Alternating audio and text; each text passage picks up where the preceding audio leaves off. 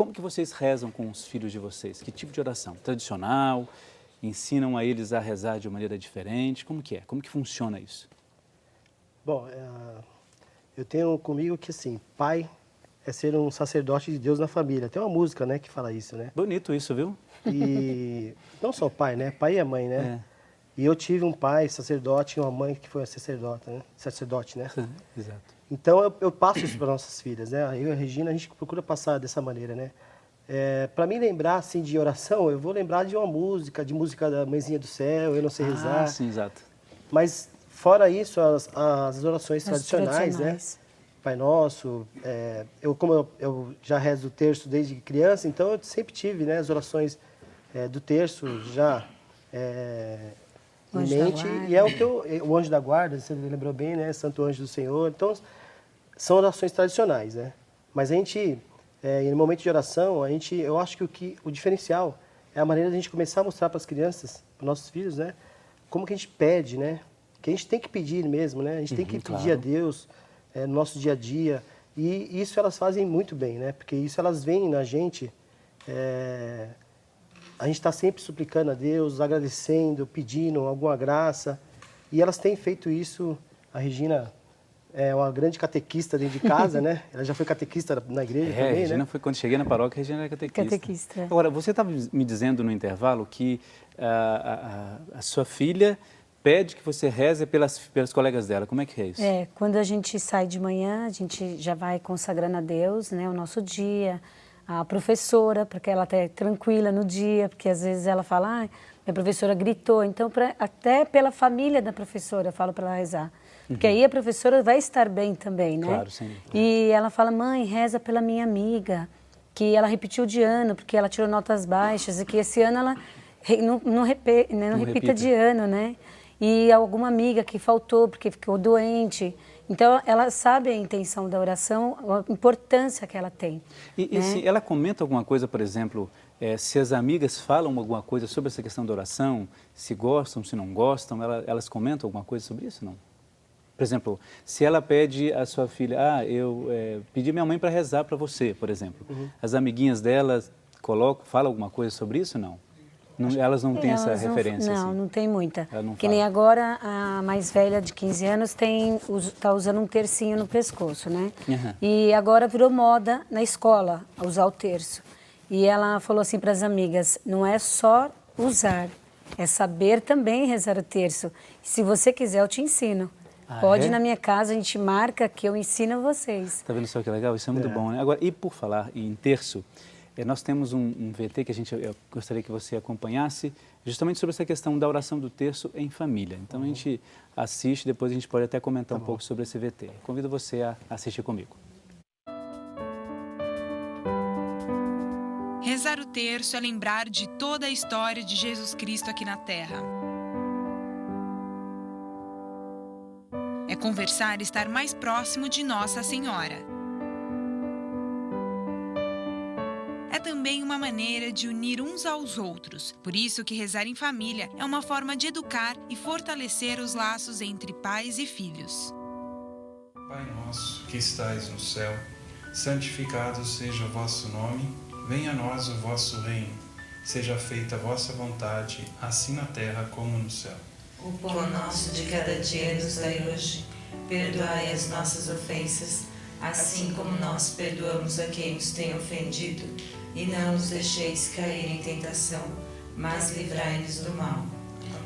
Reginaldo e Sônia são exemplo disso. Todos os dias eles se reúnem com as filhas Cecília e Giovana para fazerem a oração que aprenderam com seus pais. Então, desde pequeno, eles nos mostraram como é que se reza o terço e a gente amou, desde pequeno, né, Nossa Senhora, Maria, nossa mãe, querida mãe, né, e nos mostrou que nós temos uma mãe, que nós não somos filhos órfãos, né, mas que a oração do terço tem um poder maravilhoso para que a família possa encontrar a Deus. É muito importante e realmente muitas pessoas estão deixando de lado, né?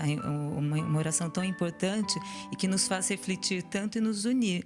A família também aproveita momentos de lazer para refletir. Outro dia a gente nós programamos, né? Fomos caminhar e nessa caminhada a gente rezou o terço. Então fizemos duas coisas ao mesmo tempo. né, de caminhar juntos em família e rezar o terço em família. Muitas vezes, quando a gente ia sair, assim, ia ao shopping várias vezes, sozinha, assim, separado, a oração uniu a gente. Então a gente ficou em família mesmo, rezando em Natal, na ceia. Foi super legal. Giovana conta que ela reza em vários momentos, inclusive para ajudar a acalmar os medos. Sempre rezo, por exemplo, quando vou ver filme de terror, eu rezo muito por Deus para que tudo aquilo não aconteça comigo. É importantíssimo que as famílias rezem o terço, que, se possível, rezem, né? Mas principalmente, né, o terço, porque no terço faz com que as pessoas, a família esteja mais unida.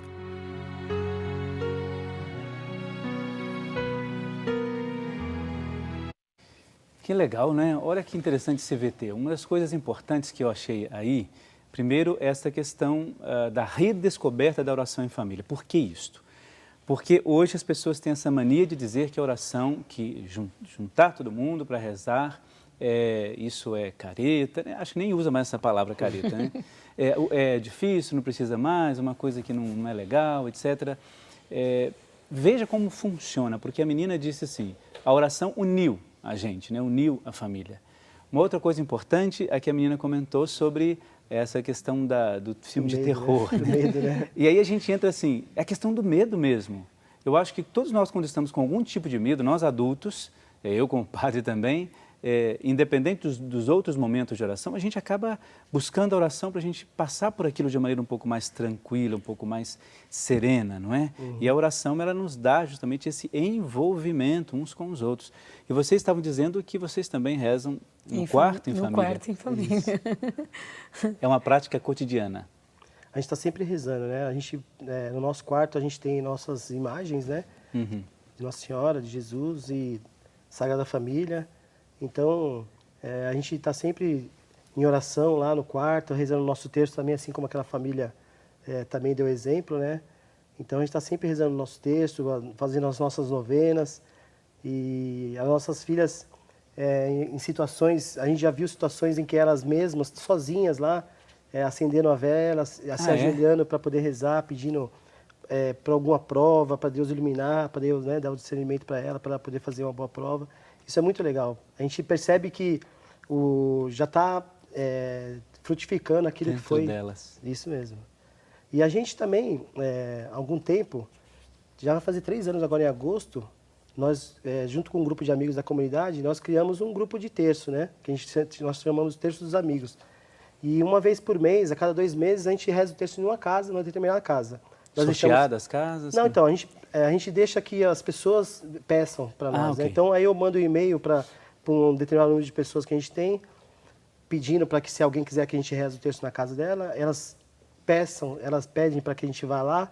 Nós deixamos lá uma imagem da Sagrada Família e de Nossa Senhora do Sagrado Coração. Peregrina, né? Que é nossas imagens peregrinas, e elas ficam lá até o próximo terço, que é numa outra casa. Então, nós juntamos lá umas 15, 20 famílias. Na verdade, tem até mais, né? Mas, geralmente, em média, 15 a 20 famílias com os filhos. Então, a gente, um mistério das crianças que fazem. Então, um mistério são os homens, outros mistérios são as mulheres, e outros mistérios são as crianças. E você chama esse terço dos amigos? Terço dos amigos. E como é que tem sido a recepção disso, a receptividade desse terço? Nossa, muito boa. Ah, é? Tem pessoas testemunhos sobre isso, sobre a oração, porque as famílias a gente não faz só o terço, né? Porque o terço ficou como se fosse o álibi para a gente acabar se juntando poder colocar. E aí a gente deixa espaço aberto para testemunhos, as pessoas, as graças que elas alcançam, naqueles, né? Porque a gente está sempre intercedendo um pelo outro, né? Isso é muito importante, né? Então, isso me deixa muito feliz pelo seguinte, como eu comecei a dizer antes, a gente tem essa dificuldade de achar que hoje a oração ela acaba não existindo tanto, que as famílias não estão rezando muito mais. É sempre bom você saber que existe essa esperança ainda de que a oração transforma sim. A oração em família, esse cultiva, você vê o exemplo que nós temos aqui, outros exemplos como nós vimos aí neste VT que nós assistimos, o quanto a oração ela une, ela fortifica, ela intensifica a vida pessoal, né, diante de Deus. Nós recebemos uma observação, a gente poderia até bater um papo sobre isso, diz assim, padre, no início do casamento, meu marido e eu não tínhamos o hábito de rezar. Veja bem, tivemos um filho e só aos 13 anos dele, do menino, nós começamos a frequentar grupos de oração e ter uma vida de oração ativa. Mas agora o meu filho não gosta de rezar em família e nem sozinho. Acho que é porque ele não teve o hábito. O que fazer agora para que ele tenha o gosto pela oração? Odete de Paulínia. E aí, vocês têm alguma observação sobre isso? O que vocês acham disso? Bom, desse caso que nós temos aqui? Como se fosse um caso, e como é que a gente debate sobre isso? Eu, na minha opinião, ela não deve perder a esperança, continuar rezando muito, né? Porque a oração, né? Eu tenho até uma frase que fala, não há filho que se levante quando um pai ou uma mãe se ajoelha para rezar por ele, né? Como então, é que é? Não há filho que se levante... Volta, diz de novo. Não há filho que se levante, né, de um determinado problema, né? Quando um pai ou uma mãe se ajoelha para rezar por ele, né? Então, nesse caso, Odete, reze muito pelo seu filho, continue rezando, que você vai conseguir alcançar a graça, né? De tê-lo de volta nas orações. Ele tem 13 anos? 13. Aí já está perto de fazer o crisma, né? Sempre tentar... Porque o pai e a mãe tem que dar o exemplo, né? Claro, sem dúvida, sem dúvida. Nós estávamos falando isso há um tempo atrás, e hoje em dia a gente vê pais, o filho tem que ir para a igreja. Aí ele leva o filho lá para a catequese, para o crisma, só que ele deixa o filho na porta da igreja e vai embora. E some. Qual é o exemplo? Só volta na hora de buscar. Quando que o filho vai voltar para a igreja depois que ele vai? Ele vai embora, ele não vai nem mais querer saber da igreja. Então o pai e a mãe, eles têm que dar o exemplo. Eles têm que fazer com que o filho se sinta em casa dentro da igreja. Exato. E para isso eles têm que estar lá também. Claro. Então... Agora, uma coisa importante dentro disso que a Odete coloca, né, é assim, eu acho que uma das primeiras coisas, isso que o meu tio disse é importantíssimo, né, quer dizer, rezar pelo seu filho, e a Regina até completou assim, não desistir do filho, né, ele não vai rezar mesmo, então vamos deixar para lá, então uma hora ele vai, eu acho que mesmo que o filho não faça, você tem que fazer. E outra coisa, não assumir culpa por isso, eu acho que uma das piores coisas dentro da nossa religião é quando nós começamos a assumir culpa porque não fizemos isso. Como ela disse aqui, né? Será? Acho que é porque ele não teve o hábito e tal. Olha, eu acho que tudo tem um tempo específico e nesse caso o tempo dele foi, dos seus, né? Foi depois de um certo momento que vocês passaram a rezar, mas sem culpa, sem achar que agora, olha, o meu filho vai se desviar porque eu não dei o testemunho e tal. É importante o testemunho, lógico, mas esse testemunho ele pode começar mais tarde, não precisa ser desde o início. O importante é o testemunho em si, né? Com certeza. Eu acho que quando a gente desiste das pessoas, você usa uma palavra muito correta. Quando a gente desiste das pessoas, não só nessa questão da oração, mas em todos os sentidos. Quando a gente desiste de alguém, a gente está desistindo da gente mesmo. Com certeza. Desacreditando daquela esperança que Deus coloca em cada um de nós, não é? Uma coisa que você disse antes, eu achei muito legal, porque no batismo, quando nós somos batizados, nós recebemos 3 dons específicos, né? A profecia, o reinado para o serviço e o sacerdócio. Então, é bom que você ter dito isso, não sei se os telespectadores ficaram bem atentos a isso. Você disse um pai como sacerdote. Olha que bonito isso. Um pai como sacerdote. Quer dizer, desde já aprendendo e vivenciando essa questão do que recebeu no batismo. Ser sacerdote para o serviço. O que é? Música do Padre Zezinho, né? Que fala que do Padre Zezinho, que fala sobre isso. Que o pai é um sacerdote da família. Assim, a gente, como pai, né, a gente tem que passar, e mãe, né, como pais, né, nós temos que passar tudo aquilo que a gente vivencia para que os filhos possam nos espelhar, né. Eu tenho meu pai e minha mãe como meus heróis, né. A Regina também, com certeza, tem o pai e a mãe dela como heróis dela, né. E eu quero ser isso para minhas filhas. Nós queremos isso. Não aquele herói de que ele pode tudo, ele faz vermelha, tudo. Com tudo, nada disso. Mas é aquele herói de que ela sabe herói de verdade.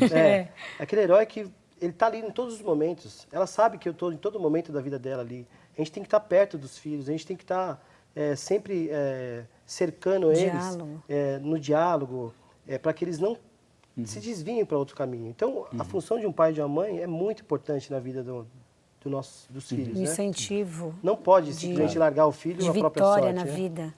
Ele incentiva muito a minha filha. Você é inteligente, você vai conquistar. Então, ela já vai para a escola, assim, ela tenta ser a melhor aluna, porque ela sabe que o pai dela acredita nela. Então, isso é bom. Não sob pressão, mas porque o pai acredita, né? O pai acredita e incentiva. Só palavras de que você vai conquistar tudo na sua vida, só depende de você. Então ele fala um diálogo muito com ela sobre isso. Eu acho que isso fortalece muito ela.